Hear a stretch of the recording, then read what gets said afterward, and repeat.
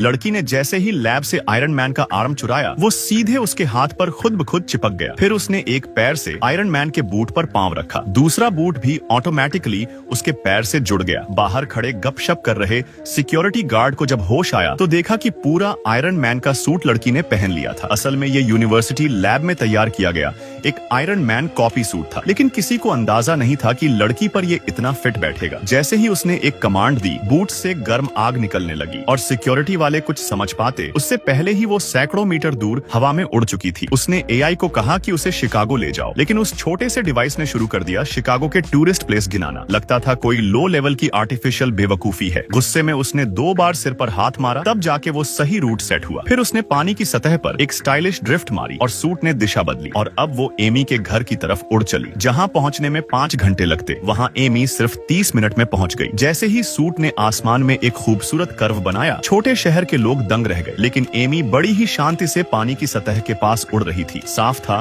कि वो अब इस सूट की आदत डाल चुकी है, बस अब 2 मोड़ और फिर घर। लेकिन तभी एआई असिस्टेंट ने चेतावनी दी, सूट ने निकलने से पहले चार्ज नहीं लिया था, अब इसमें बिजली खत्म हो रही है। एमी घबरा गई, उसे उड़ना तो आ गया लेकिन लैंडिंग करना अभी नहीं आता था। जैसे ही सूट में प्रेशर गड़बड़ हुआ, मास्क हिलकर बाहर उड़ गया। एमी ने फौरन असिस्टेंट को मैनुअल मोड ऑन करने को कहा, लेकिन पावर इतनी कम थी कि उससे पहले ही उसका बायां हाथ अलग हो गया। वो पूरी तरह बैलेंस खो बैठी और सीधे सड़क पर आकर गिरी। सूट जमीन पर गिरा और उस पर चमके 4 बड़े अक्षर, आयरन हार्ट। यही है आयरन मैन का अगला वारिस और यही है आयरन हार्ट की शुरुआत। एमी एक टैलेंटेड और जीनियस लड़की जिसने अपनी यूनिवर्सिटी की स्कॉलरशिप से ये सूट बनाया था, लेकिन ये अभी भी एक शुरुआती वर्जन था। अब उसके पास एक ही ऑप्शन था, इस टूटे फूटे सूट को उठाओ और घर जाकर इसे दोबारा बनाओ। लेकिन एमी को क्या पता था, जैसे ही वो घर पहुंची, एक रहस्यमयी शख्स उसकी निगरानी कर रहा था। एमी पैसों की तंगी में थी। उसने एक पुराने पार्ट्स की दुकान पर जाकर पुर्जे मांगे, लेकिन दुकानदार ने सीधा मना कर दिया। MIT की डिग्री हो या जीनियस माइंड, पैसे से बेहतर कुछ नहीं। तभी वो रहस्यमयी महिला दोबारा प्रकट हुई। उसने पैसे देकर एमी की खरीदी कंप्लीट करवा दी और दुकानदार से कहा, बकाया नहीं चाहिए। बाहर निकलते ही उसने एमी से कहा, मेरे पास एक शानदार काम है, अगर दिलचस्पी है तो इस पते पर आना। एमी पहले तो उलझन में थी, लेकिन उसके पास पैसे नहीं थे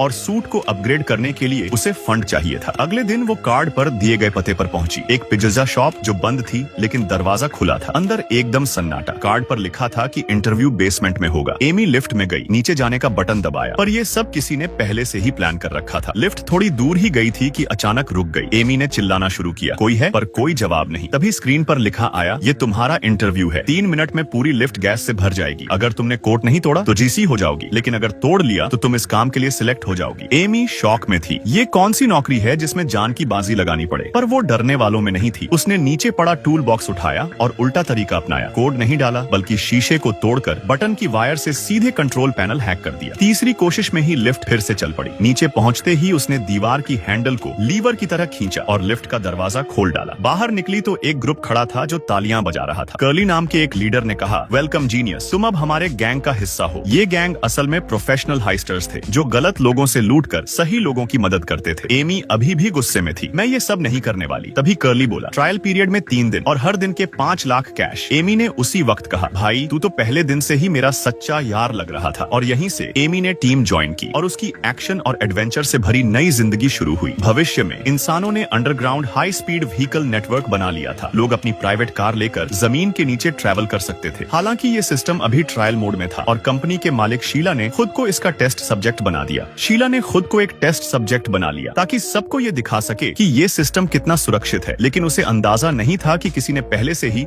इस सिस्टम के साथ गड़बड़ करने की योजना बना ली है। पार्कर पहले से ही अपनी टीम इकट्ठा कर चुका था। उसका प्लान था कि सिस्टम के ट्रायल रन के दौरान एक वायरस सिस्टम में डाल दिया जाए और फिर शीला से मोटी रकम वसूली जाए। हैकर ने सबको समझाया कि इस ट्रैक सिस्टम की सिक्योरिटी बहुत मजबूत है, इसलिए किसी को अंदर जाकर सिस्टम के एक्सेस पॉइंट तक पहुंचना होगा। वायरस एक USB ड्राइव में रखा गया था और इस मिशन को अंजाम देने की जिम्मेदारी थी लिली और उसके मेका सूट की। रात 8 बजे सभी लोग अपनी अपनी पोजीशन पर पहुंच चुके थे। सिक्योरिटी से निपटने की जिम्मेदारी बाकियों की थी। सड़क पर एक बड़ा गड्ढा ब्लास्ट कर दिया गया ताकि लिली का मेका सीधे ट्रैक सिस्टम तक पहुंच सके। उसी समय शीला अपनी गाड़ी में बैठ चुकी थी। ये उसका इस सिस्टम में पहला सफर था। लिली ने आसमान से छलांग लगाई। AI की मदद से उसने लॉकेट किया कि उसे सिस्टम में कहां से एंटर करना है। शुरू में सब ठीक चला, लेकिन मेचा आखिर मेचा ही था और वो भी लिली ने जल्दी जल्दी मरम्मत कर करके तैयार किया था। कुछ देर उड़ान के बाद समस्या आनी शुरू हो गई। AI, hey girl, how is the heist going? और तभी USB नीचे गिरकर सीधे नाली में चला गया। टीम के बाकी लोग घबरा गए। उन्हें हैकर ने बताया कि लिली अब सिस्टम से गायब हो चुकी है। हैकर ने फौरन लिली से इमरजेंसी लिंक बनाया, लेकिन तब तक मेका का AI सोच चुका था एक नया तरीका। AI, there's another way to shut down the system. Lily, how? AI, first turn off your MRF so you can magnetize yourself to one of these platforms. Lily, the MRF is the only thing keeping me from death. AI, don't worry, I got you. अब मेचा पूरी तरह AI के control में था। AI ने मेचा को एक car के नीचे चिपका दिया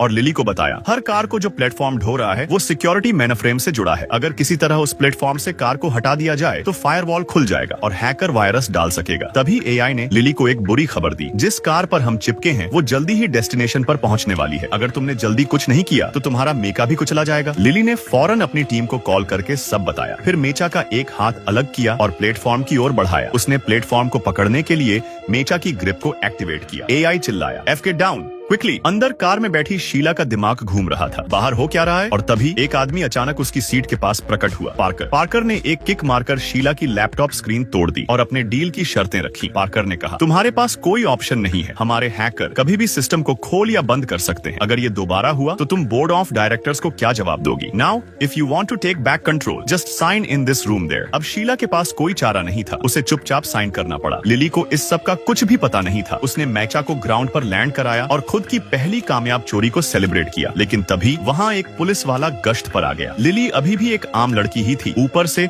उसका स्किन टोन ऐसा था कि पुलिस को शक हो सकता था। लिली ने बहुत कोशिश की कि वो पुलिस को समझा सके कि वो खतरा नहीं है, लेकिन पुलिस ने एक न सुनी। वो ट्रिगर दबाने ही वाला था, तभी गोली चली, पर फायर किया पार्कर ने लिली की जान बचा ली। उसका निशाना सटीक था। पुलिस वाला सिर्फ घायल हुआ, मरा नहीं। अब लिली को चैन मिला और वो पार्कर के साथ वहाँ से चली गई। आज का हाइस्ट बहुत बड़ा था। पूरी टीम सेलिब्रेट कर रही थी, लेकिन लिली चुपचाप एक गली में चली गई। वो पिछले 2 दिन से मेका रिपेयर और मिशन में ही बिजी थी, खुद को देखा भी नहीं था। उधर पार्कर भी भीड़ से दूर हटकर अपने सीक्रेट बेस चला गया, जहां लिली का मेका सबके लिए चौंकाने वाला था। पार्कर का गायब होकर दिखना और भी ज्यादा रहस्यमय था। असल में पार्कर की इस अदृश्य होने की ताकत उसे उसके पहनने वाले क्लोक से मिली थी, लेकिन अब क्लोक का साइड इफेक्ट सामने आने लगा था। पार्कर को तेज खुजली हो रही थी। उसने जैसे ही अपनी शर्ट उतारी, उसके नसों में कोई अजीब सी चीज तेजी से फैल रही थी। योंग बाओ में ये चोंग शंग हुआ। हर तरह की जिंदगी को गले लगाओ।